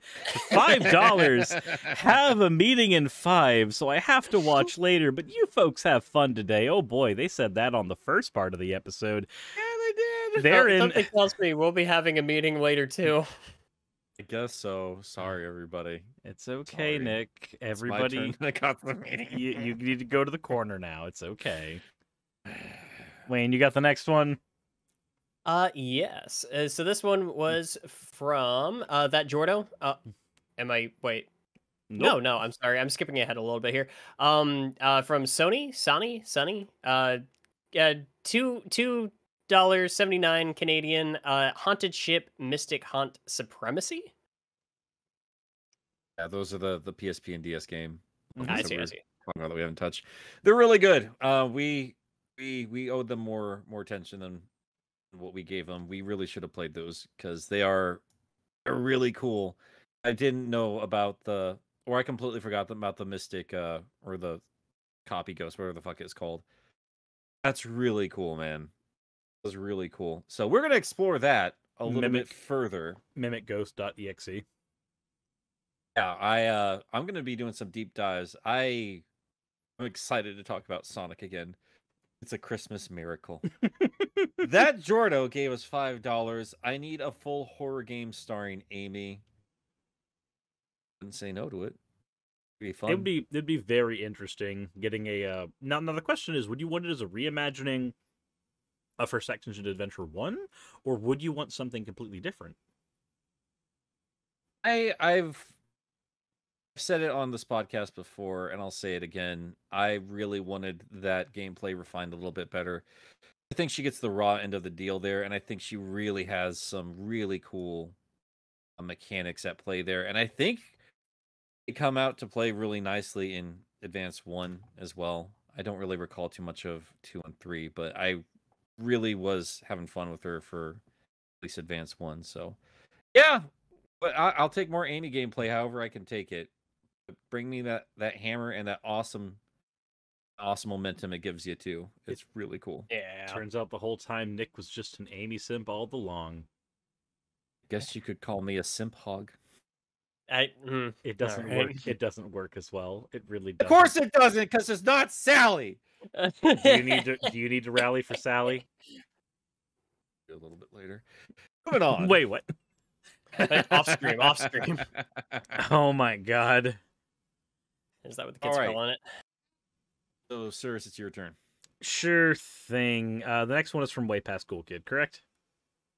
Because this one is $1.99. Am I missing? No. Yeah, no, there was yeah. I see. There was one from. Oh god, yeah. I had to. I tried to skip this one because I blocked it out of my mind. Sorry. This one's from Channel Pup. It says for Wayne, Metroid stupid. So Channel Pup will not be returning to the Sunset City crew. Yes, where we talk about nothing but Metroid when we don't talk about Sonic on the air. There will be no more meetings involving Pup, as Pup will now be starting his own podcast called Channel Pup and Friends. Because I'm going to beat his ass with my Metroid Dread Steelbook. Spoiler alert, there are no friends. We make it work somehow. All right. Anyway, Wayne. So from Way Past Cool Kid, $1.99. Good morning, boys. Hey, how's it going? I believe that was at the start of the second attempt at this stream. Yeah, we did our best. My internet broke. I'm sorry. It freaks me out. My dog knows how to open I have a sliding door for my game room, and he's figured out how to open it up. So what? I just look over it's sliding open. It just scares the shit out of me. Talking about Ghost and Sonic games, Ghost. I can't handle that. My little heart can't handle it. Anyway. Shivas. So the next one, I think I have to do it. I gotta do mine. No, it's Wayne. Okay. No, it's Nick. Damn it. Fuck. You're just losing it in your old age. I get it. Nick Milk. I mean, Nick Milk. What? Hold on. Hang on. Hold on. Let's unpack this for a second. What? Please don't unpack it, Nick. I'm good. Have you seen that meme? You were waiting till off air. You're right. I apologize. I'm sorry. What meme? What meme? The breast milk meme. No, I haven't.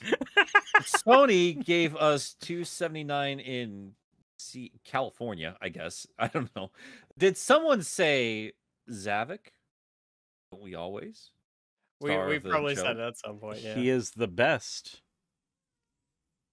He is the best character. God. All right, Suris, like if you're done talking about milk. I'm not. But from Aiden F.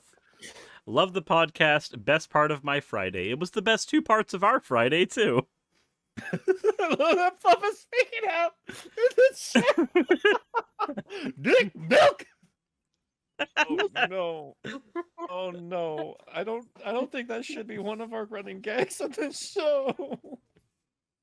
Oh god! Is it my turn? Yeah, sure. I just have to keep scrolling through all these fucking animal pictures. Wait, the animals are fucking in those pictures? You gotta calm it down, buddy. You are on thin ice right now. Goodness gracious. Horny boy. Calm it down. If you do want to share the picture of the sulcata, though, that'd be pretty dope. Why are you freaking out? Oh, the tortoise is awake too. It's just chaos in my room right now. Yeah, where are we? I think Mr. SP was the next one, right? Yes, yeah, that'll be me. So Mr. SP with $10. Nick's Sonic Colors video is getting the Metal Gear Solid 5 treatment. It'll be done when he runs out of new ideas, or when Konami steps in and forces him to stop. Yeah, or ad revenue at this point, really. Yep. See, get out of here. Go, go, go. I can hear your tail over here. Calm down. Go. We will go out in a second. Go. Go. Goodness. All right. All right, guys. All right, where are we at? Channel Pup with 2 pounds. Suris, show the photos to the stream. Well, your wish is my command, Pup. We have one turtly boy up there. Oh goodness. Well, I guess I'll have to figure out.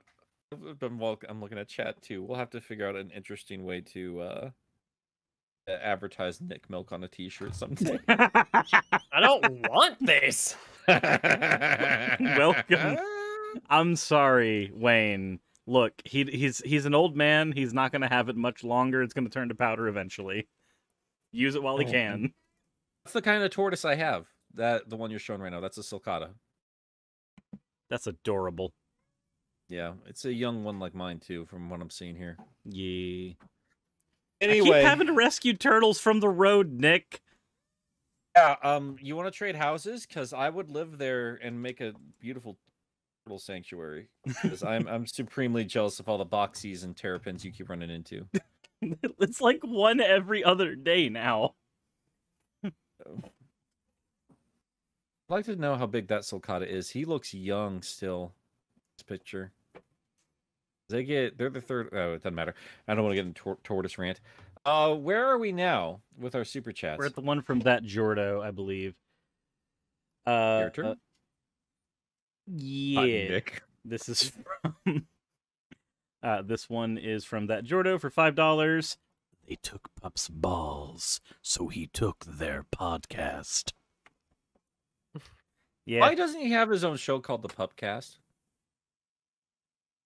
I guess because we're all better at marketing, but dear God, he needs to. Yeah. Get on that. Do like a Patreon exclusive thing. Puptreon. Why don't you call it your Puptreon? Fuck. Oh god damn, the puns. They're So many everywhere. pup puns. Is how I die. And I'm just gonna end it after I hear the next one. Puns are just flowing like milk. From Nick. No! I think we've all known.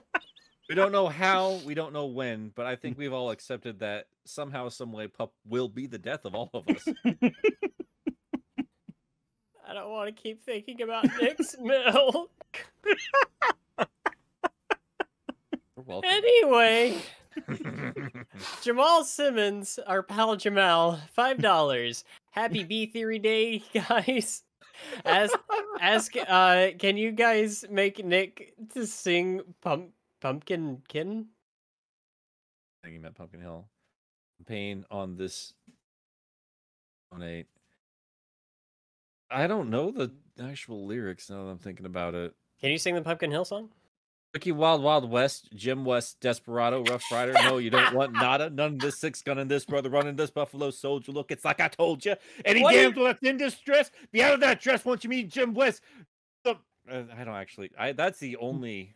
Why do you know the theme to Wild Wild West? That's the only thing worth knowing about Wild Wild West. That's starring Will Smith. Will it's a Ferrell. great song. They made a whole movie to advertise it. Is it a great song? Ironically, they did the same shit with the other one, the other Will Smith one, the Men in Black, that one. yeah. No, they just made movies to advertise his corny ass music. It was great. It was a Except magical Men in Black was time. actually pretty good though. Yeah, no, I mean they're fun ass movies, dude. He was the summer blockbuster guy. He was great. Yeah. Anyway. Oh, sorry, we are getting way off topic. Yeah. So the next one, Nick. From Smacko. It was 5 pens.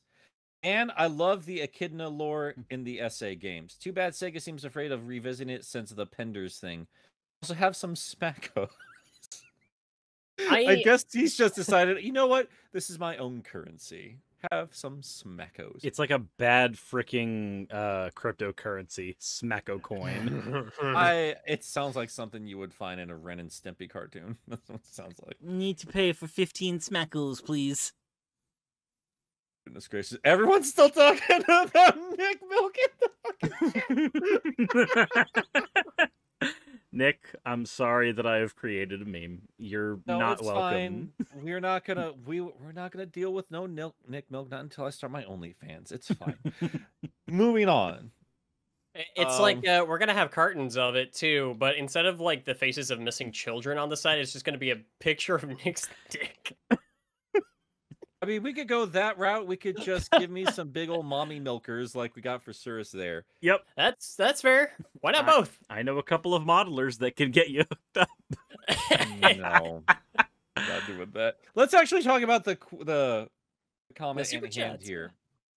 So the echidna lore, I think that's gonna have to be a bigger conversation when we actually tackle penders and an actual echidna lore in its own video.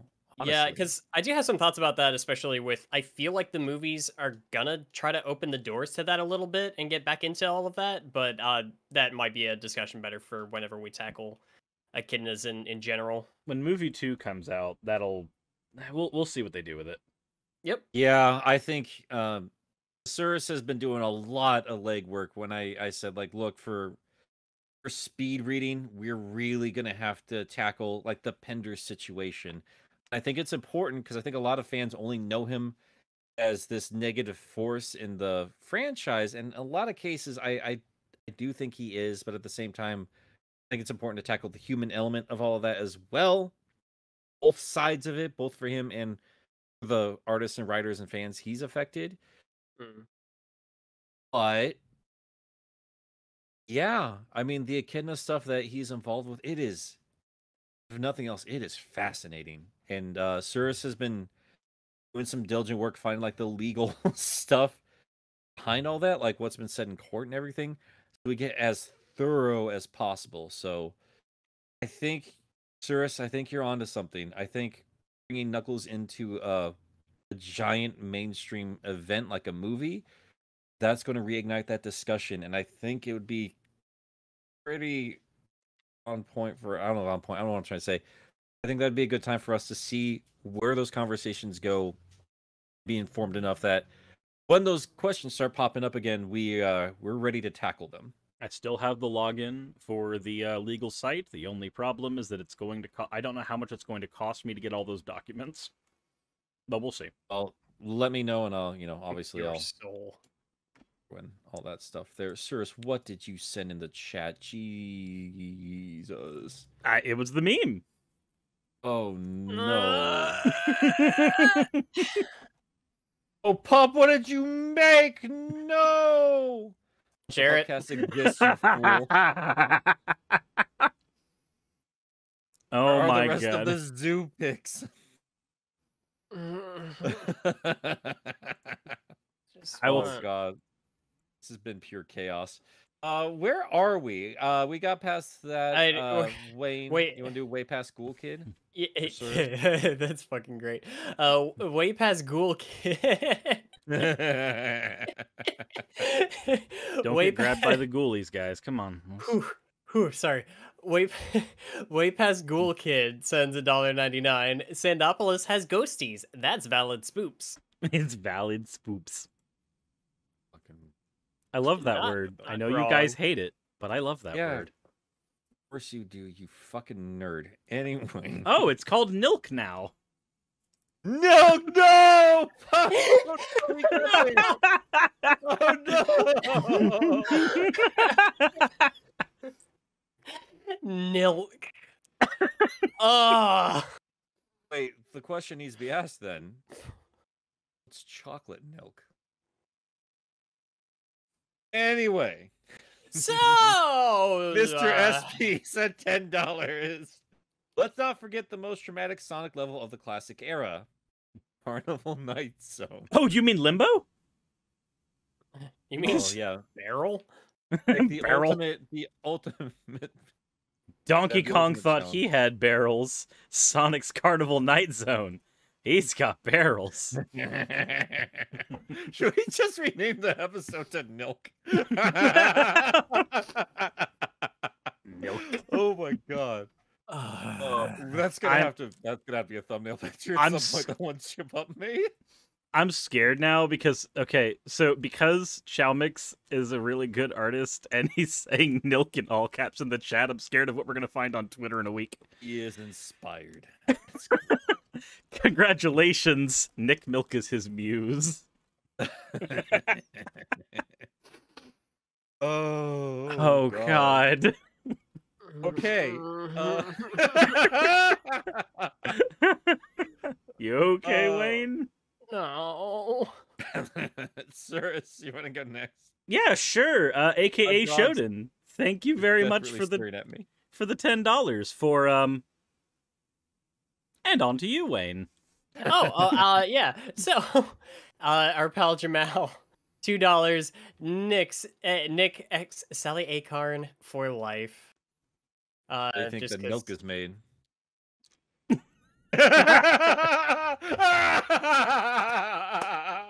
That silence is the best I could have hoped for.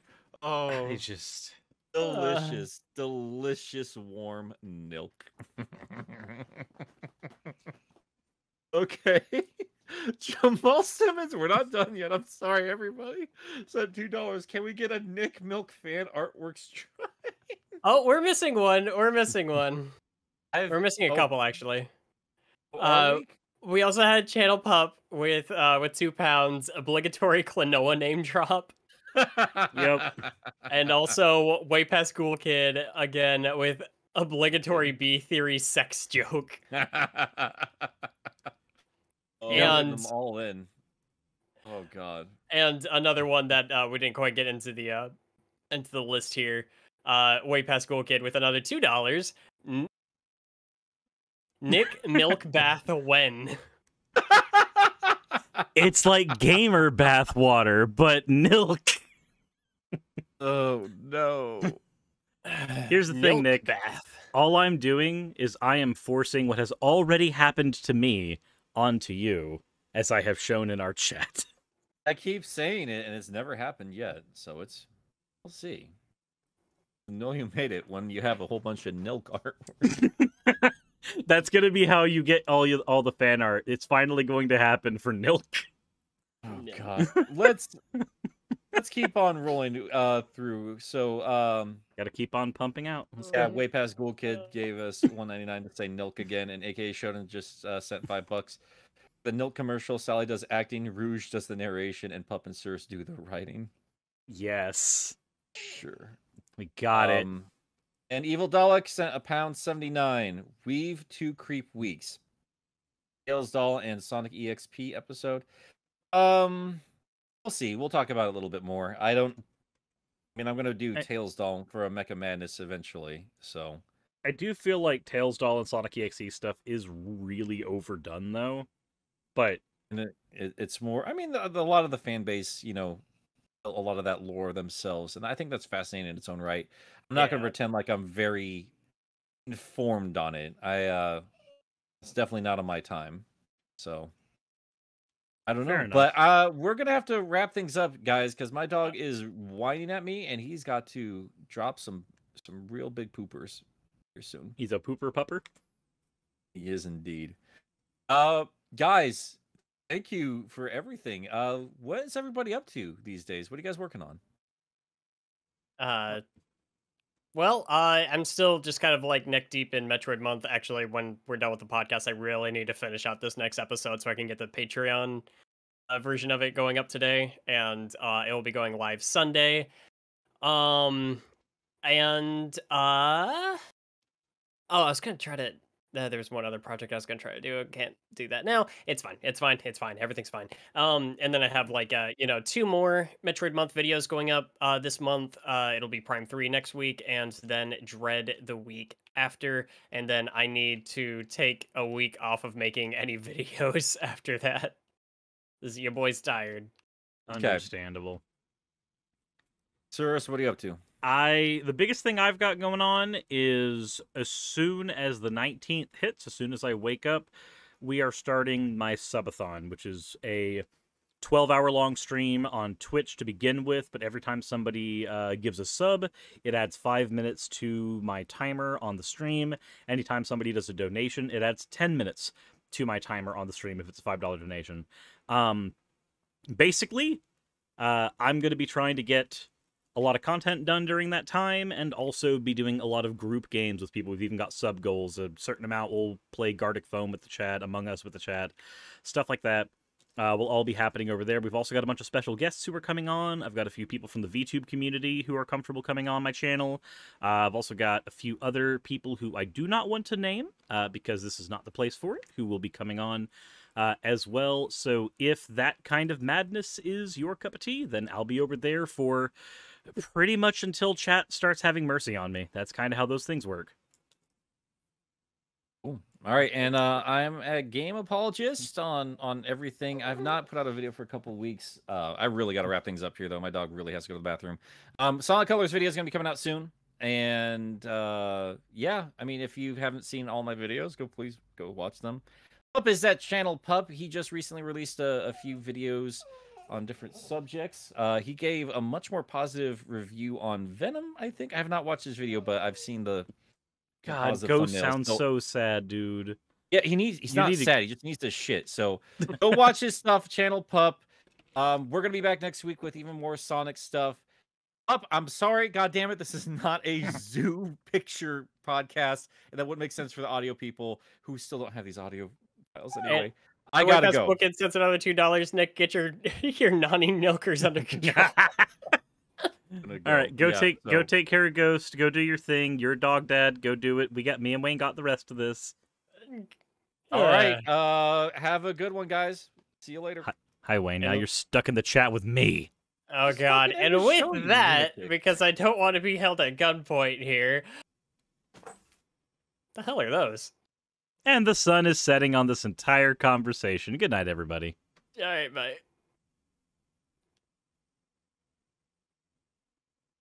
Milk. No.